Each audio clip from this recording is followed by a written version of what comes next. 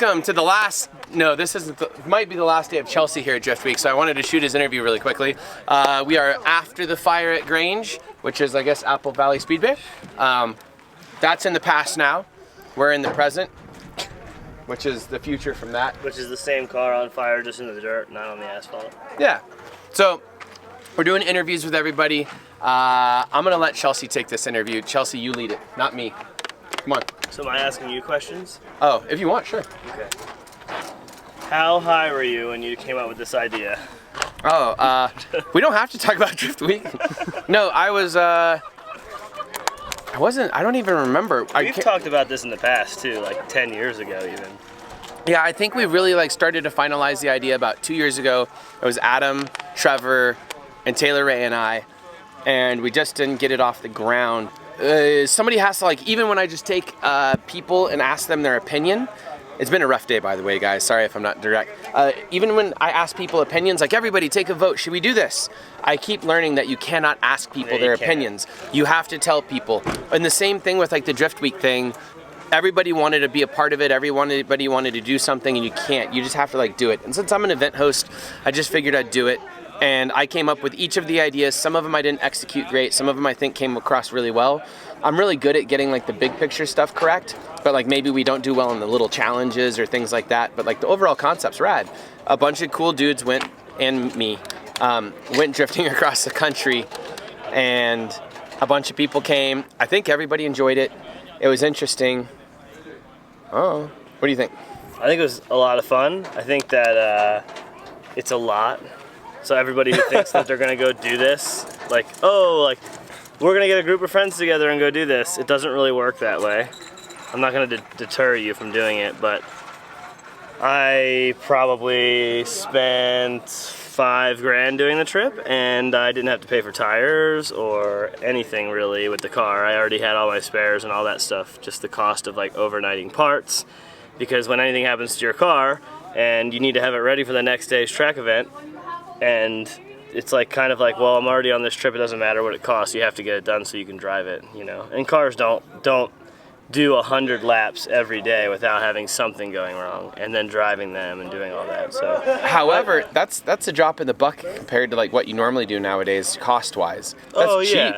Oh, it was cheap. That's for less sure. than $1,000 per event. Oh, it was cheap. With all the and I don't traveling. mean cheap as in that's cheap, but $5 grand is still a lot of money. It's just we didn't really get there's not FD partnerships or anything with this yet. It could be a thing that could be cool, and there could be a lot of money for it. Yeah. I mean, I brought in some to cover it, and we're good, but it's not everybody can do that. Not everybody it all comes can out do of that. pocket. Yeah. Right. So, and if you think about it that way, you're oh, so everybody collectively in this group probably spent $100,000 to be here. More. Yeah, more probably, because people built cars just for it. More. But that doesn't count towards it because they get to enjoy it. Yeah. Outside. But Luke came here and has been here for weeks. Yeah, but that was a family vacation and all that stuff too. But yeah, he probably spent 25 grand while he was here. Yeah, I was gonna say it's a lot more. But yeah, so just the Driftweek thing in general, super cool.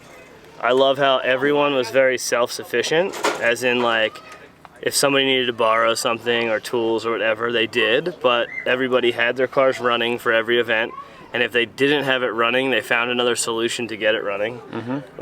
Even the only person who missed out on it was Axel, but we were towing his car around for him and helping him out. And me.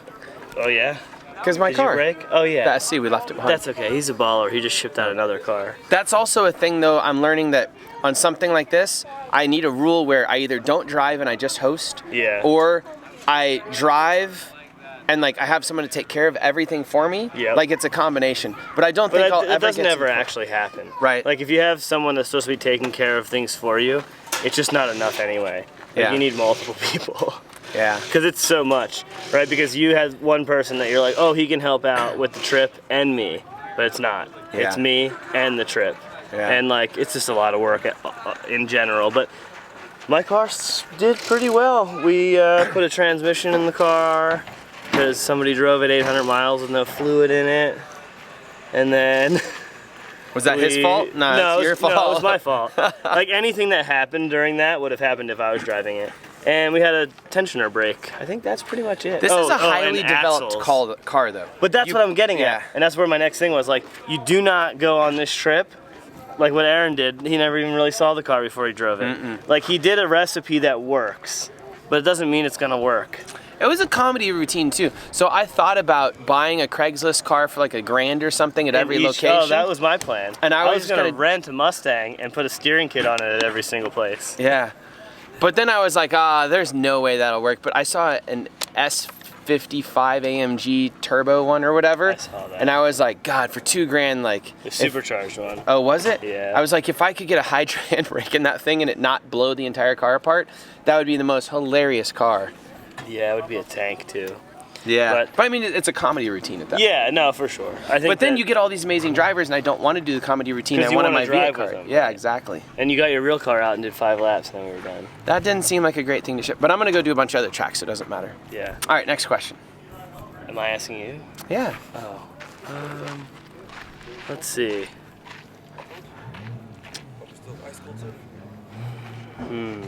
Who's the best driver on this? Oh, what do you think everybody said? Probably Luke. Yeah, why is that? Because Luke is really, and he's gonna be really mad when I say this, but it's the truth.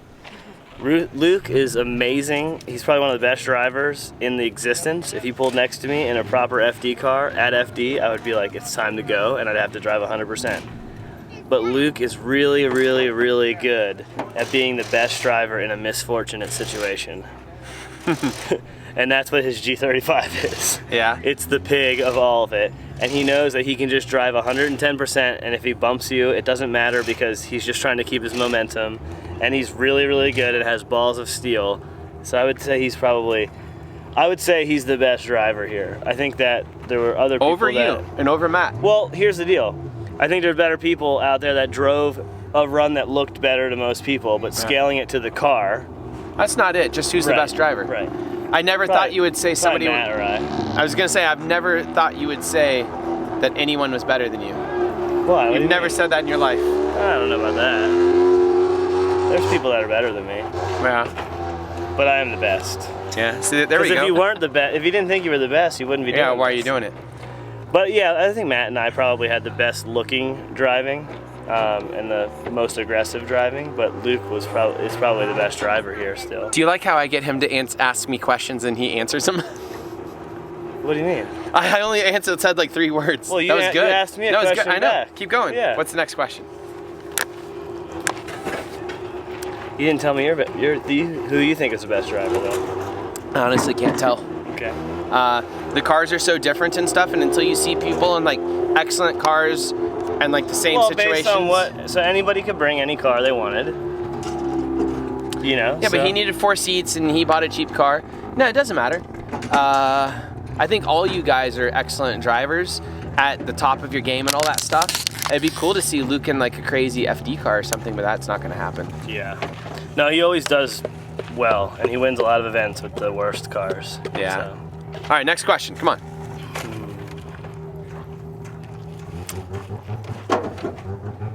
I don't know. I'm kind of bummed that we didn't have an actual scoreboard and points and have challenges that were like actually written out. Yeah. So the challenges are written out. I never I posted them in Thing, but they it was just posted in the group chat. I just heard, but it wasn't. Someone was like, "Oh, jump drift," so I'm like, "Okay, cool." So I did that. Yeah. And somebody was like, "Mile per gallon challenge," so I had my tuner lean it out, and we got like. We were supposed to do that, but then we were in too much of a hurry. So again, this is a prototype. I'm not doing a good job, like I said, at the points.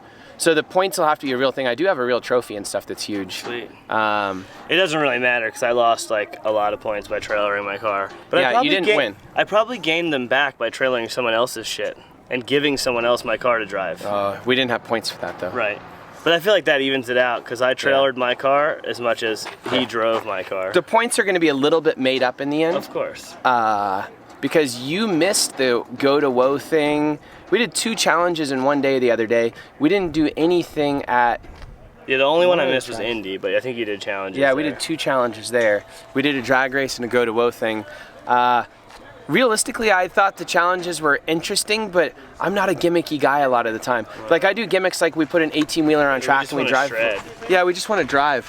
So I put that on there because I'm developing the idea of Driftweek, and I think next time we'll have it a lot more dialed. But like this is already like this is so much. Yeah. Like a person It's on the so much, outside dude. doesn't understand. It's so much. Yeah, it is ridiculous. Like, it's so much that I was like forgetting what the next day was and what we had planned. Yeah. And I was like, oh, like we're gonna go stay in Phoenix and then we'll go out to California. And everyone's like, no, you have to drive all night to get to the next track because it's the next day. And I'm like, oh my God, I would have left 3 hours ago if I knew that. And I was like, damn it. So I drove till like 3 o'clock in the morning and then slept in front of the track. Yeah. You know? Good thing you didn't get robbed. Yeah. I have a lock for my stuff, so it's deep. All right, next question. I do need to do a better job at the challengers thing. Here's definitely. the real one. Will Grange ever let anyone drift here again? Yeah, Grange, do you want me to tell you the story? Well, you probably don't want to tell them then. Oh. I don't know. The answer is yes. Okay. Because of money and stuff, they'll absolutely do it. They just have to get their track up to fire code. Right. Because the fire department was here and didn't go well for that. Had a good time. Yeah. Yeah. I explained what happened very clearly out there in a video for the Corvette. Oh, okay, cool. So that everybody knows, everybody sees it, like, on the ground, they see the Corvette. Because a lot of people are going to chat about it and talk about it. And, like, I wanted to have a story of it, yeah. Yeah, the whole thing is kind of interesting. Like I said, I like that fact that everybody was helpful to everyone when anybody needed anything. All of the driving was pretty courteous, and we all knew we were in it together and had to drive 6 or 7 events. So the driving has progressively gotten heavier and heavier. And like a lot of us were slowing our cars down to be able to drive with some of the slower cars, and they were speeding their cars up and getting out of their comfort zone, so we could all have some sort of balance where we were all at least able to drive together. And it's very rare that I can go to an event and feel like no matter who I get behind, I'm going to chase them and it's going to be great. And it worked awesome at almost every track. Yeah. So it was good. Just a couple little mishaps here and there, but I mean, that happens no matter what. Good. That wasn't my question. I was just kind of saying. No, just riffing on it. It really does, like, to me, the Driftweek thing is like, if there's ever like a spirit of drifting, this is it. Not only is there a spirit of drifting, but I think I chose the correct people that embody the spirit of drifting. Yeah, I think so. So we didn't have a bunch of people that shouldn't have been here. Everybody gelled really well. Because like you'll go to drift events sometimes, there's a bunch of people that are no fun. This was really fun. And they don't want to progress themselves or their driving or any of it, and it's just boring. This was good. There was never any boring driving to watch, because I would watch a lot because I kind of paced myself, and I was like, I got 4 tires for every event basically, and then I knew some of the places was going to be rad, and I'd go through 6 or 8, but it was like I 4 tires is kind of where I would slow down at, so I would watch the driving, and I'd be so pumped to watch it because it was like, dude, just knowing that everybody was driving their cars from event to event and driving that hard was so rad. Yeah, I cannot believe the whole event. This isn't like tooting my own horn kind of thing. I can't believe it all went so well. Like I don't think the challenges went well. That's the self-sufficient end of it. Right, but I was gonna say I can't believe everybody did so well. I can't believe all the tracks went so smoothly except this one. I can't believe that all the drives went so smoothly. I can't believe how still went smooth. Everybody got kicked out of an event 3 hours, or not kicked out, couldn't drive anymore. At like 2.5 hours into the event, no one's bummed. No, they all felt for Rudy and the situation. And it's all good still, you know? I think that's, I mean, at a normal track event, if somebody had shut they'd be like, that place sucks. They shut it down because of a fire, blah, blah, blah. Like, it's like, no, dude, it's like, it's part of the game. Yeah. There's a much bigger picture here. Yeah, and we're not robbed for track time because, like, we're like, well, gonna be back on track in another 48 hours. Right. Yeah. 48 hours. I might just drive home after this. No, not that I don't want to drive, but no one's quit yet. I have. Yeah. I was sure someone was gonna quit. Even no one people quit. that blue motors.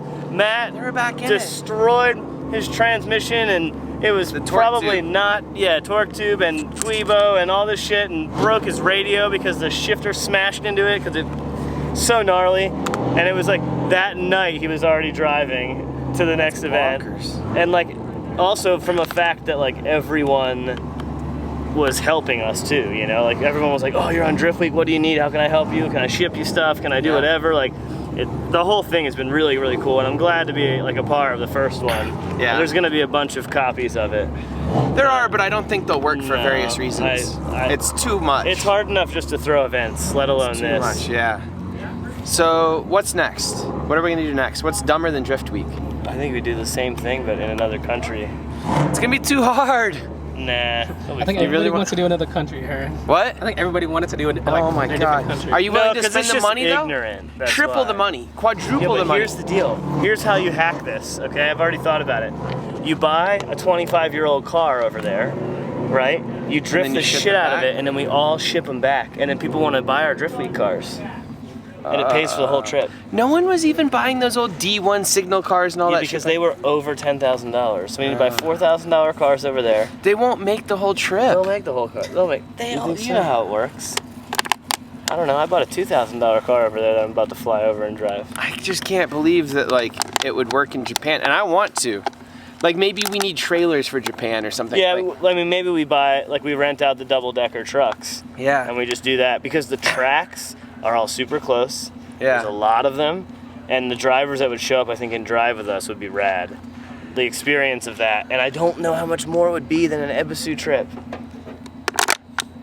A couple grand. It's going. It's going. And I do the logistics while we're okay, sitting here adding up the you cost. go. And I'm Ready? like, oh my Here we go. god. I'll change the difference. You don't have to pay storage fees at Ebisu, even though you're already paying it for this car, but you wouldn't have to if you did this. Right? Yeah, but just transporting it from one location I to agree, it's another would very cost expensive. as much as the It's entire very expensive, thing. but we can probably rent a car carrier for it. Yeah. A multi-car carrier for it. The cars need to be iconic though. Okay. Like this car, everyone knows you as. If you were in some like, I'll just get one of these over there. but you know what I mean.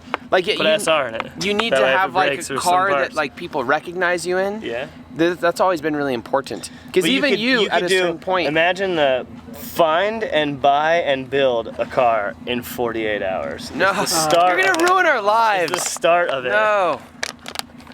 Because we Why? can't You even just buy parts buy a over car there. that works already. No, that's what I would do. Yeah. But the cars are getting expensive.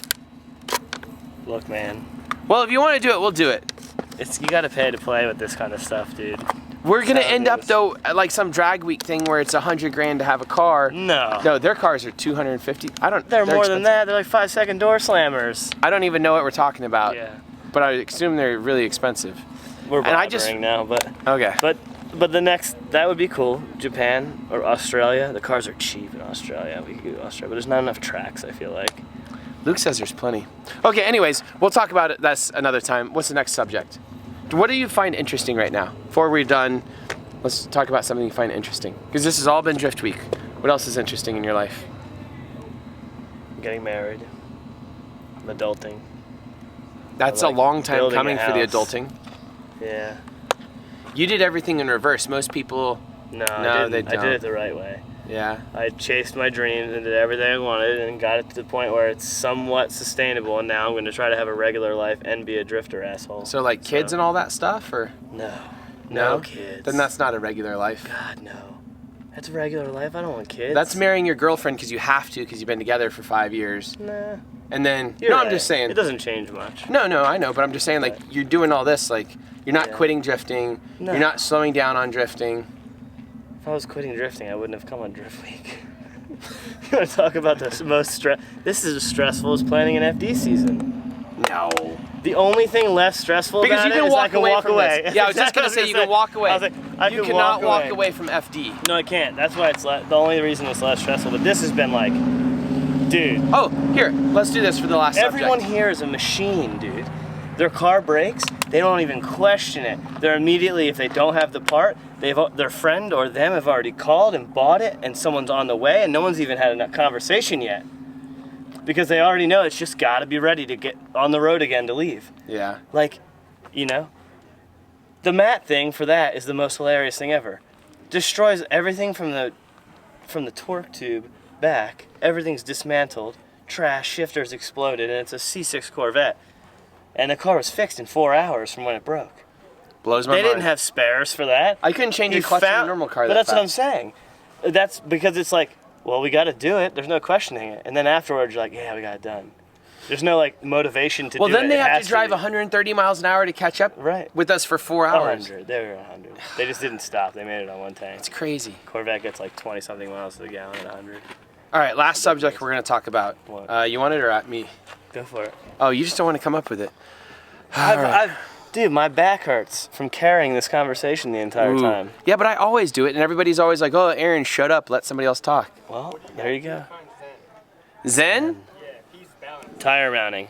My peace and balance comes from being so exhausted all the time that like, so if I have too much time in between things I'm doing, I'll get restless and I'll look for things to do and I don't really get super anxious or anything or have any of those problems, but like I'll get anxious where I'm like, I'm not doing a good job, I gotta do something, whatever. But like my zen comes from like, say at Ebisu, after a full trip and everybody's gone home and everybody's done and like everybody's wrecked and everybody's so tired, I'm so exhausted, I'll just sit up there at a beautiful spot and just be like, that's that. Like, I did a good job or I did a job, it doesn't matter what it is, like we did it, nobody, you know, got killed, everything worked out. Or like sometimes when I size there, I'll be like on a Monday after the event brooming the entire facility for like, how long are we sometimes at like GGP cleaning? Like 4 or 5 hours? No, Mindless more than work, that. Dude, mindless work. But I'll be there for 8 hours the zen. sweeping. Yeah, like when I swept and shoveled GGP for all the stuff. Remember that?